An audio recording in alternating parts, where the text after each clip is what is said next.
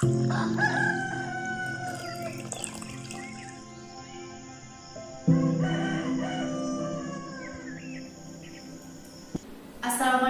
warahmatullahi wabarakatuh.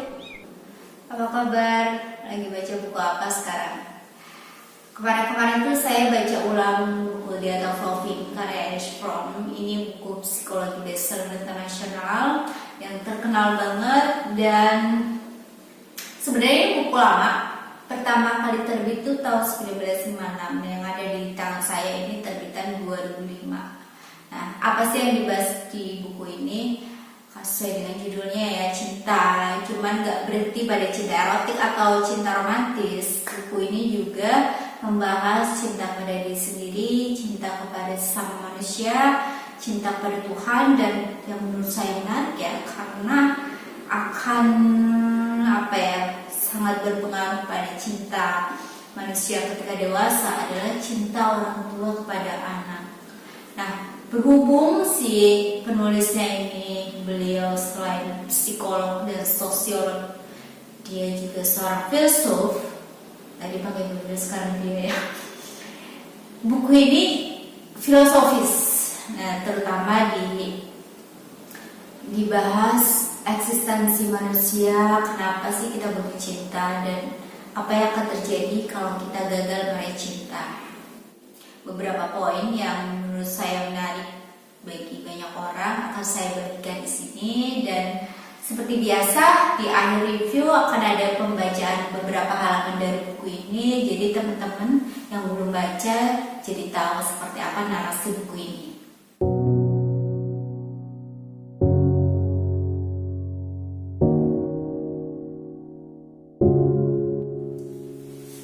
Pernah gak sih kamu atau mungkin kamu melihat seseorang yang dalam hubungannya dengan pasangannya itu hitung-hitungan? Mungkin sekilas tampak ya wajar-wajar aja, misalnya jadi curhat gitu deh. Kayaknya aku memberi lebih banyak ya dalam hubunganku ya, aku lebih sering traktir, ngasih hadiah, aku lebih sering meluangkan waktu, aku lebih sering perhatian. Kayaknya aku nggak dicintai sebesar aku mencintai dia ya. Terus ketika hubungan itu berakhir, diungkit-ungkit lah bahwa aku sudah berkorban banyak demi hubungan ini. Kayaknya semua ini akhirnya sia-sia, kayaknya itu nggak adil gitu. Terus kemudian kamu terluka, merasa terluka. Tau nggak sih, menurut Erich Fromm, orang-orang yang seperti ini tuh orang-orang yang berorientasi pasar. Jadi dia melihat segala sesuatu yang transaksi. Ketika kamu memberi ya menerima, yang namanya jual beli ya. Kalau bisa kita membayar barang mahal dengan diskon kayak gitu ya, seperti itu. Nah, menurut Fromm, orang-orang yang berorientasi pasar itu sebenarnya dia takut mencintai gitu loh, karena dia dalam memberi pun merasa ada sesuatu yang hilang dari dirinya. Dia was-was, khawatir dimanfaatkan, dia khawatir terluka gitu. Nah, itu dikategorikan oleh Fromm termasuk orang-orang yang berorientasi non-produktif. Nah, sementara orang-orang yang berorientasi produktif itu menganggap pemberian itu sebagai kegembiraan. Memberi itu ya, dia merasa berkelimpahan, dia merasa hidup, merasa penuh berkah gitu. Jadi ibaratnya dia memberi sesuatu pada orang yang dicintai, kemudian orang itu gembira gitu kan. Kegembiraan itu kembali ke dia kayak gitu. Dan pun ketika akhirnya hubungan berakhir, dia nggak menyesali semua pemberian itu. Dia melihatnya dari perspektif bahwa ternyata bisa yang mencintai sedalam itu. Aku bisa memberi sebanyak itu kepada orang yang aku cintai gitu. Dan ya ketika itu berakhir ya nggak ada yang perlu disesali. Maksudnya ketika dia sejak pertama memulai hubungan ya dia sadar bahwa dalam hubungan ya akan ada risiko sakit hati, kecewa. Dan orang yang berorientasi produktif itu juga dia lebih objektif memandang persoalan gitu. Jadi sementara yang non produktif, dia cenderung bermental korban gitu. Jadi bayang tuh kalau di komen-komen video itu misalnya aku disakiti oleh cinta, padahal kan itu bergantung kita ya, apakah kita akan mengizinkan diri kita tersakiti atau enggak. Dan itu untuk itu kita harus objektif dalam memandang masalah-masalah cinta.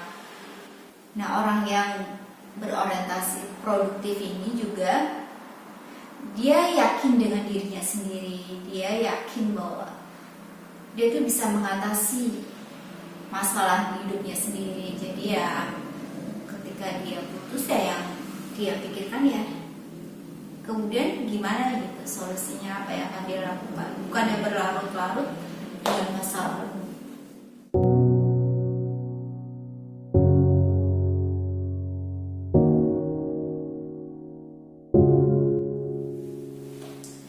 Ketika seseorang sangat terikat dengan orang lain sampai-sampai merasa gak bisa hidup tanpa dia, itu tuh gak berarti dia mencintai orang itu. Menurut Fromm, dia tuh sekedar gak bisa berdiri di atas kakinya sendiri. Dia tuh menjadikan orang lain sebagai penyelamat. Biasanya orang-orang dengan gangguan kepribadian narsistik ini dia gak bisa punya pasangan, makanya dia cabangnya banyak. Jadi kalau satu lepas pasti ada lagi, karena dia tuh dilanda kecemasan hebat kalau nggak punya pasangan. Dan jadi seolah-olah ya nggak penting gitu, kayak siapapun itu. Tapi ada dalam kriteria yang biasanya tuh yang misalnya lebih kaya, lebih ya bisa ngangkat dia lah dari sisi keuangan, sisi prestisi dan sebagainya.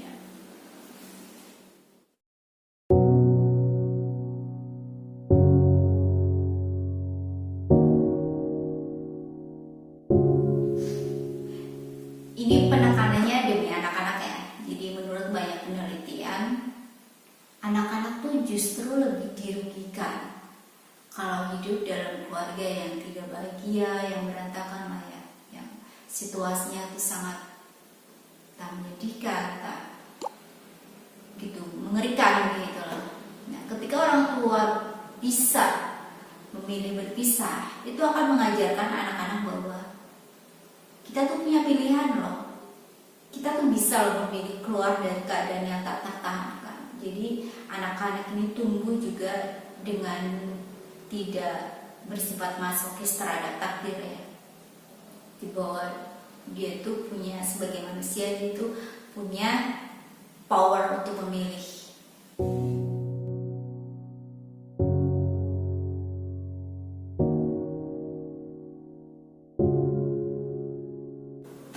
Sebenarnya banyak yang disampaikan Fromm dalam buku ini ya, termasuk latihannya mencintai itu seperti apa aja. Tapi di sini saya akan menukilkan dua aja, yaitu pertama rendah hati. Orang yang rendah hati itu kan lovable ya, tapi gak gampang loh buat sebagian orang untuk rendah hati. Kadang membuka diri aja ya, itu kan dalam tahap PDKT itu butuh membuka diri ya. Kadang dia susah membuka diri karena ya itu faktor nggak rendah hati itu. Mungkin dia baru mau membuka diri kalau si orang yang dia sasar itu menarik misalnya. Itu baru tahap PDKT. Apalagi untuk menyatakan cinta, untuk memaafkan, untuk bertahan, itu kan butuh kerendahan hati ya. Satu lagi itu berani. Berani yaitu samalah membuka diri juga butuh keberanian, apalagi untuk menyatakan cinta. Terus satu lagi yang sangat penting itu berani menetapkan nilai-nilai yang akan dipegang dalam menjalani hubungan.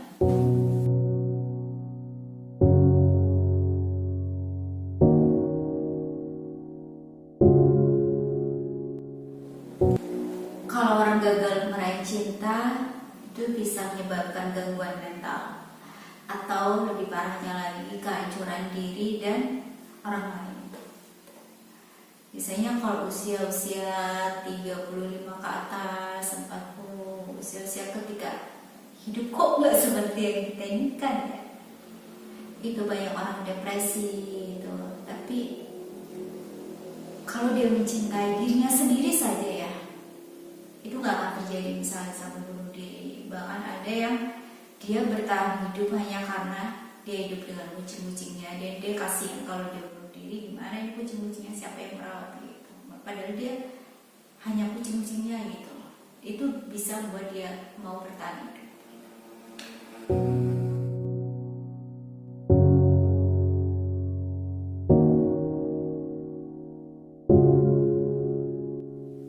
Merasa sendiri itu kan menurut Fromm itu sumber terdalam kecemasan dalam diri manusia gitu. Jadi dia sedapat mungkin ya dia sangat membutuhkan cinta gitu, karena kalau enggak ya dia akan dilanda kecemasan gitu. Dan tapi bisa ada peredanya, maksudnya selain jalan peleburan dengan orang lain, mencintai orang lain, mencintai orang lain. Ini nggak cuma soal pasangan dong ya, maksudnya lawan jenis, tapi juga cinta diri sendiri. Minimal dia mencintai diri sendiri aja, itu dia tetap bisa bertahan hidup lah ya.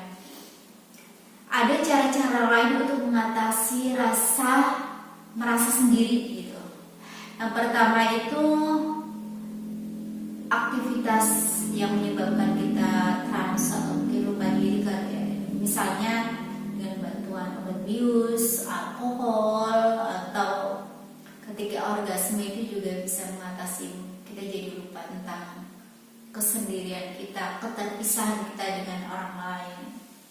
Yang kedua itu menyatukan diri dalam kelompok. Misalnya ketika seseorang suka drama Korea dan di luar sana banyak juga orang yang suka drama Korea, itu bisa meredam merasa sendirinya dia. Yang ketiga, menenggelamkan diri dalam aktivitas kreatif. Misalnya melukis, dan untuk sesaat lupa dengan kesendirian dia, atau bikin kerajinan, misalnya tukang kayu, bikin kursi misalnya. Tapi yang sifatnya kreatif ya, bukan misalnya dia karyawan sebuah perusahaan furnitur, dia mengerjakan pekerjaan itu dengan terpaksa, bukan seperti itu. Tapi yang sifatnya tuh kreatif dan dia memang menyukai aktivitas itu. Tapi ketiga cara itu sifatnya sementara dan semu ya. Jadi yang sejati itu ya peleburan dengan orang lain.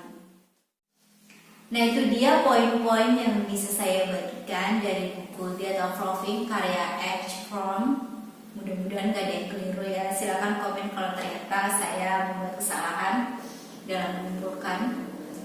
Terima kasih sudah menonton. Assalamualaikum warahmatullahi wabarakatuh.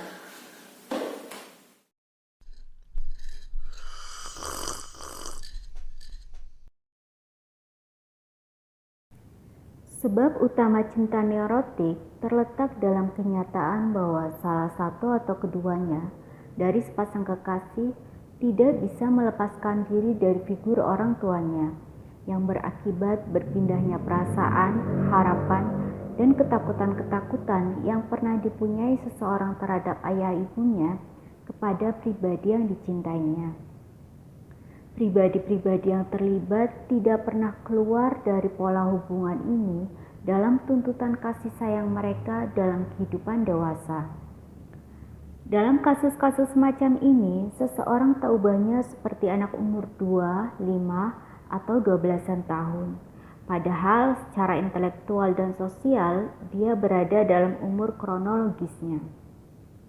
Dalam kasus-kasus yang lebih hebat, ketidakmatangan emosional ini membawa pada goncangnya keefektifan kehidupan sosial orang tersebut.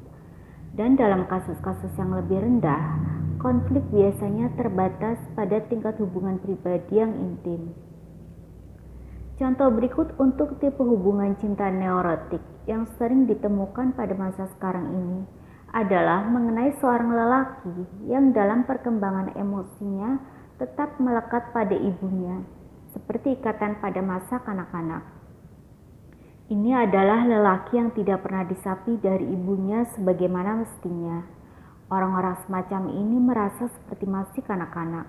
Mereka membutuhkan perlindungan seorang ibu, cinta, kehangatan, perhatian, serta pujian. Mereka membutuhkan cinta ibu yang tanpa pamrih, cinta yang diberikan tanpa alasan apapun selain karena mereka memang membutuhkannya, karena mereka adalah anak dari sang ibu, karena mereka tidak berdaya. Laki-laki jenis ini sering bertindak penuh kasih sayang serta mempesona jika sedang membujuk seorang wanita untuk mencintainya, atau bahkan setelah mereka berhasil dalam soal itu. Tetapi hubungan mereka dengan wanita dan juga dengan semua orang tetap dangkal dan tidak bertanggung jawab, karena tujuan mereka adalah untuk dicintai, bukan untuk mencintai. Biasanya ada banyak kesombongan dalam tipe orang seperti ini, seperti ide muluk-muluk yang disembunyikan. Jika mereka telah menemukan wanita yang tepat, mereka akan merasa aman, merasa berada pada puncak dunia, dan bisa memperlihatkan pelbagai rayuan yang mempesona. Inilah alasan mengapa laki-laki model ini sering begitu memperdayakan. Tetapi tak lama kemudian, begitu perempuan yang ia sukai tidak lagi hidup sesuai dengan harapan-harapan mereka yang fantastis, maka konflik dan kebencian pun akan berkembang. Atau jika sang perempuan tidak selalu mengagumi mereka, jika dia membuat tuntutan demi hidupnya sendiri, jika dia mau supaya dicintai dan dilindungi sendiri, dan dalam kasus yang ekstrim, jika dia tidak rela untuk memaafkan hubungan asmara sang lelaki dengan perempuan-perempuan lain, maka laki-laki tersebut akan merasa sangat dilukai hatinya. Dan kemudian dia akan merasionalisasikan perasaan ini dengan pikiran bahwa pasangannya tidak lagi mencintainya, mementingkan diri sendiri, atau ingin menguasai. Apa saja yang dipandang kurang dari sikap seorang ibu yang penuh kasih terhadap anak yang mempesona akan diambil sebagai bukti kurangnya cinta. Lelaki-lelaki semacam ini biasanya mengacaukan perilaku menariknya serta keinginannya untuk menyenangkan dengan cinta yang tulus, lalu mengambil kesimpulan bahwa mereka diperlakukan dengan sangat tidak adil. Mereka merasa dirinya sebagai kekasih yang paling baik di dunia, dan mereka sering mengeluh dengan getir tentang rasa tidak tahu terima kasih dari pasangannya. Dalam kasus-kasus yang relatif lebih jarang terjadi, pribadi yang terpusat pada ibunya bisa berfungsi tanpa suatu gangguan yang hebat. Jika ibunya dulu mencintainya dengan cara bersifat melindungi secara berlebihan, barangkali menguasai tetapi tanpa merugikan, jika ia menemukan seorang istri yang bertipe keibuan sama, jika pembawaannya yang khusus dan bakat-bakatnya mengizinkannya untuk menggunakan pesonanya dan dikagumi, maka dia akan menyesuaikan diri dengan baik tanpa pernah mencapai tingkat kematangan yang lebih tinggi. Tetapi di bawah kondisi yang kurang menguntungkan, yang mana hal ini lebih sering terjadi bagi kehidupan sosial dan cintanya, hal ini akan menjadi sebuah pengalaman kekecewaan yang serius. Konflik atau kecemasan hebat akan timbul apabila tipe pribadi ini ditinggal sendiri.